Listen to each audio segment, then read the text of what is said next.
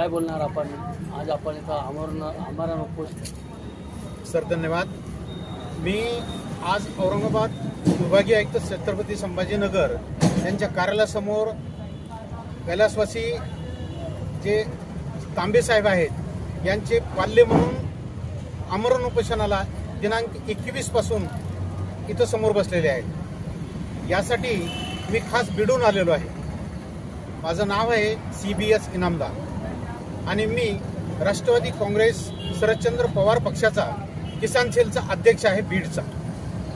प्रिय मित्र, आज याचं कारण असं आहे की माझ्या मित्राचा मुलगा आहे हा आणि आम्ही सगळे संघटनेचे लोक बीडहून मुद्दाम यांना भेट देण्यासाठी आलो आणि माझी इच्छा आहे की या जो मुलगा स्वातंत्र्य सैनिकाचा पाल्य आहे याचं म्हणणं आणि त्याचं निवेदन वाचल्यानंतर माझ्या लक्षात आलं की देशामध्ये स्वातंत्र्य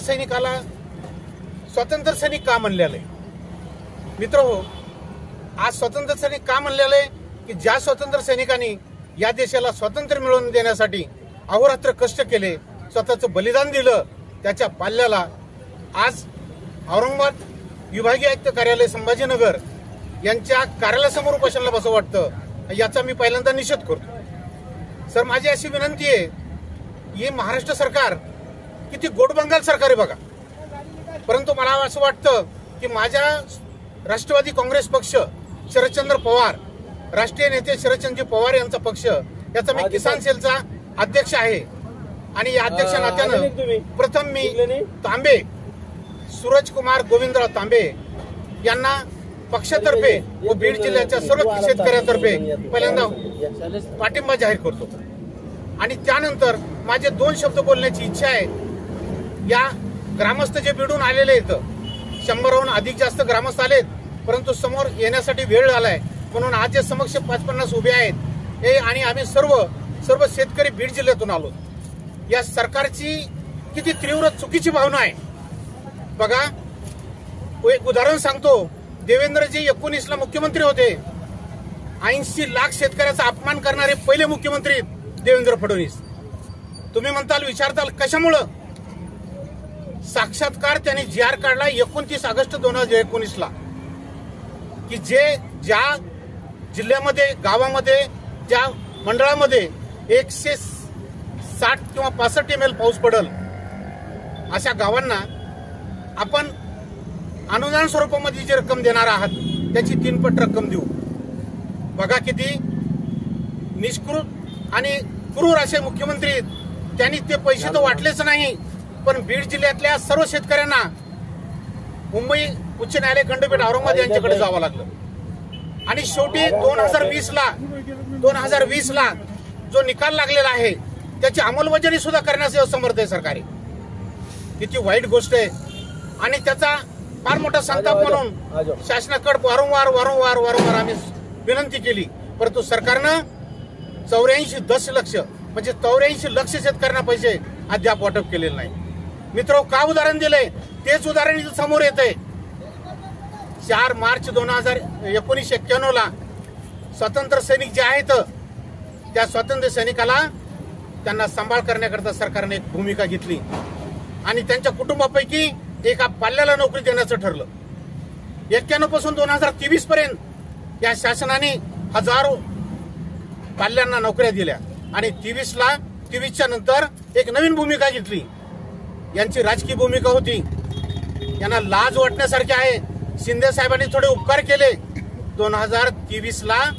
2024ला परत हा कायदा अस्तित्वात आणला. तरी बघा यांचे खेळ बघा. हे 2 उपमुख्यमंत्री आणि 1 मुख्यमंत्री. देवेंद्रची पुन्हा चाल पहा. कसे यांना लाज तरी वाटते. मला शंका येते यांना लाज गीज आहे का नाही. ज्या शेतकऱ्याच्या जीवावर महाराष्ट्र चालतोय त्या शेतकऱ्याची मुलं आणि ज्या स्वातंत्र्य सैनिकांनी आपल्या देशासाठी बलिदान दिलंय त्याच्या मुलाला कार्यालयासमोर उपोषणाला बसं वाटतं.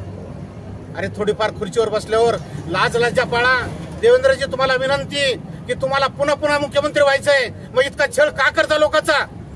अरे आम्हाला अटक करा ना मग, तुमच्यात हिंमत आहे तर. परंतु गरीबाच्या लेकराला त्रास देऊ नका, शेतकऱ्याला त्रास देऊ नका. माझी विनंती आहे की पुन्हा त्यांनी ही गोष्ट केली 2024ला जी आर काढला आणि निवडणुका जवळ आल्या म्हणून जी आर काढला आणि त्याच्यामध्ये खुटी ठोकली. मित्रो बघा काय खुटी. स्वातंत्र्य सैनिकाचे पाल्य यांना नोकरी द्यायचं 91ला जी आर आहे, 23ला बंद केलंय, 24ला बंद केलंय आणि पुन्हा 24ला कार्यकर्ते केले.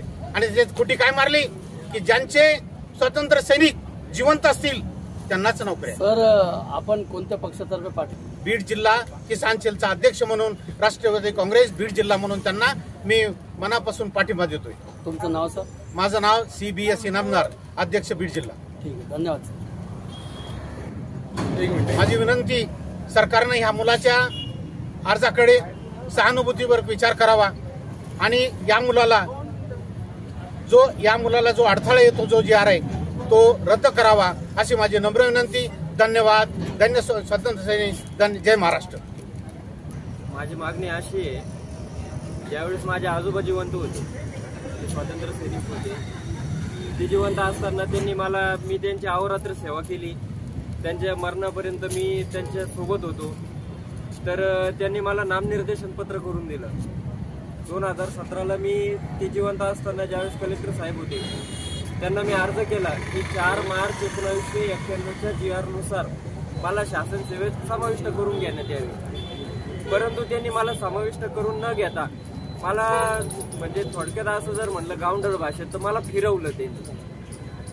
आणि मी त्याचा पाठपुरावा करत असताना कोविडमध्ये माझे आजोबा वारले. मला फार दुःख झालं. तर नंतर मी पाठपुरावा केला तर ते म्हणे 2014च्या GR नुसार तुम्ही पात्र नाहीये नोकरीस, ते जिवंत असताना तुम्ही अर्ज करायला पाहिजे होतं.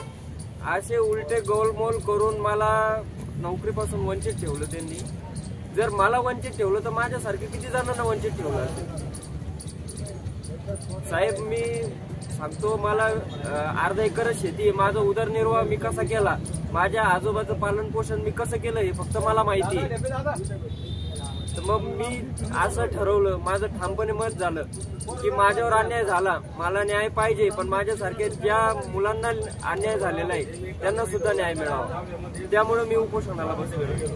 सर आपली मागणी मान्य न झाल्यास पुढची भूमिका काय असेल आपली? पुढची भूमिका मी लवकरच आपल्याला कळते.